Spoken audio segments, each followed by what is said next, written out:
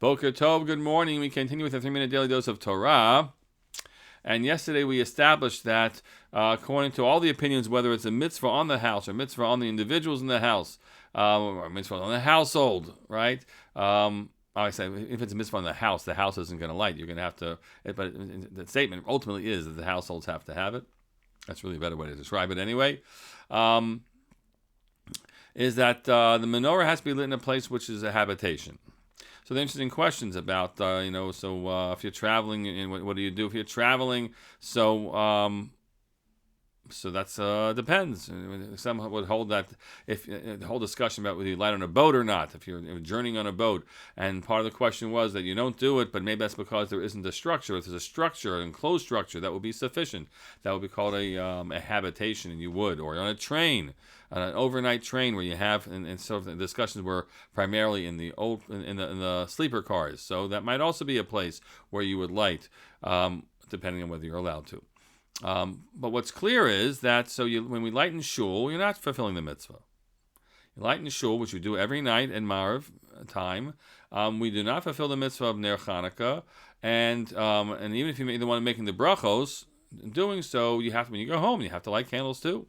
So what you do is you're perhaps remembering what happened in the Beis Hamikdash now in the mini synagogue being a mini temple, or at least minimally a place where you can achieve Pirsome Nisa, publicizing the miracle. So maybe you can make your brachas there. We do, but not elsewhere. If you light in the public square, you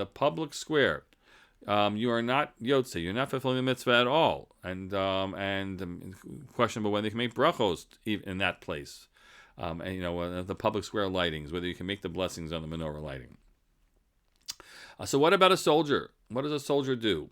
And so it's interesting. There are a lot of voices that are being heard now. Some from 50 years ago, in the Yom Kippur War. Some from the fighting in the Lebanon War, and now. So soldier. Here's a basic principle: soldier on a base lights in his base. Where on the base, that's a separate conversation. A soldier in a tent lights at his tent. Inside, outside, safety, right? Good. A soldier who's taken over a building somewhere in Gaza and is there, guarding from that building or doing something in that building, he lights in that building. As long as it's a safe place to be lighting in terms of drawing attention to yourself with any lights. And what about a soldier in a tank? So some poskim say you light in the tank. Light in the tank, on the tank. Rav Asher Weiss thought it was crazy. It's dangerous. What are you doing lighting in a tank? So he thinks absolutely not.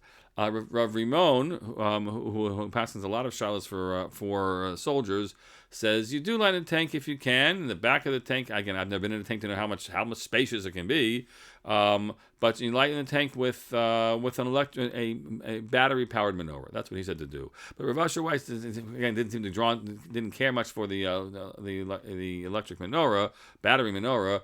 And felt that also it's not a place where you inhabit. Even though you're stuck in there for a few days, if you have your druthers, you can get out of that tank as soon as you can. He just said it's not a makom migurim, it's not a place of habitation.